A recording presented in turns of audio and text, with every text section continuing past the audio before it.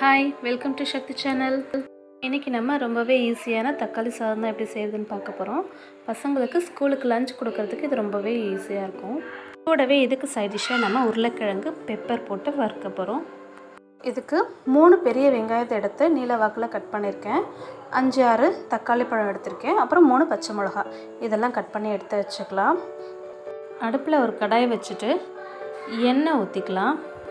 எண்ணெய் கொஞ்சம் சூடானதும் இதுக்கு தேவையான மசாலா சேர்த்துக்கலாம். பட்டை, லவங்கம், ஏலக்காய் இதெல்லாம் சேர்த்து இதெல்லாம் கொஞ்சம் பொரிஞ்சதும் வெங்காயத்தை போட்டு நல்லா வதக்கி எடுத்துக்கலாம்.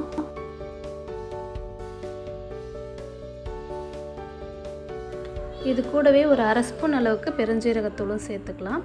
எல்லாம் நல்லா வதங்கட்டும்.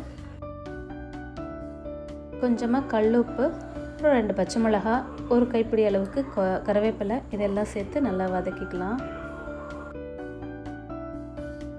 வெங்காயம் நல்லா வதங்கினதும் கட் பண்ணி வச்சுருக்க தக்காளியும் சேர்த்து நல்லா வதக்கிக்கலாம். தக்காளி நல்லா மெலிசாக கட் பண்ணிக்கணும், அப்போ தான் நல்லா வதங்கும்.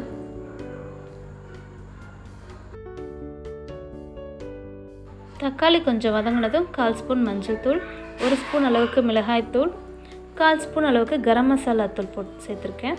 இதெல்லாம் சேர்த்து நல்லா வதக்கி எடுத்துக்கலாம்.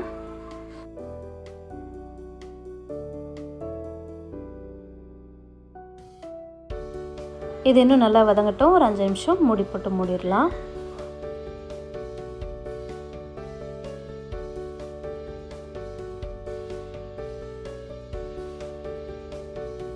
இப்போ பார்த்திங்கன்னா தக்காளியும் நல்லா மசிஞ்சு வெந்திருக்கு.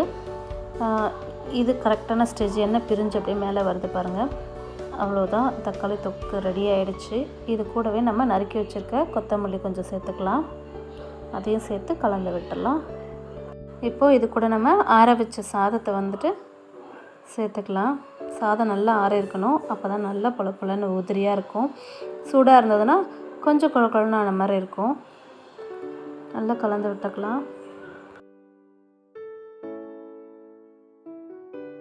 அவ்வளோதான், நம்ம தக்காளி சாதம் இப்போ ரெடி ஆகிடுச்சு.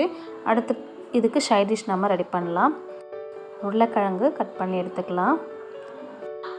அடுப்பில் ஒரு கடாயை வச்சுட்டு எண்ணெய் ஒரு 2-3 ஸ்பூன் அளவுக்கு எண்ணெய் ஊற்றிக்கலாம். கடுகு, உளுத்தம்பருப்பு, கருவேப்பிலெல்லாம் போட்டு நல்லா தாளிச்சிட்டு அதுக்கப்புறம் கட் பண்ணி வச்சுருக்க உருளைக்கிழங்கையும் சேர்த்து நல்லா வதக்கிக்கலாம். கொஞ்சமாக உப்பு சேர்த்து வதக்கிக்கலாம்.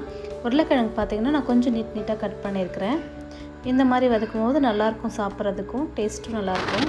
அப்படியே ஒரு 2 நிமிஷம் வதக்கிட்டு அதுக்கப்புறமா 1 ஸ்பூன் அளவுக்கு மிளகாய்த்தூள் சேர்த்துருக்கேன்.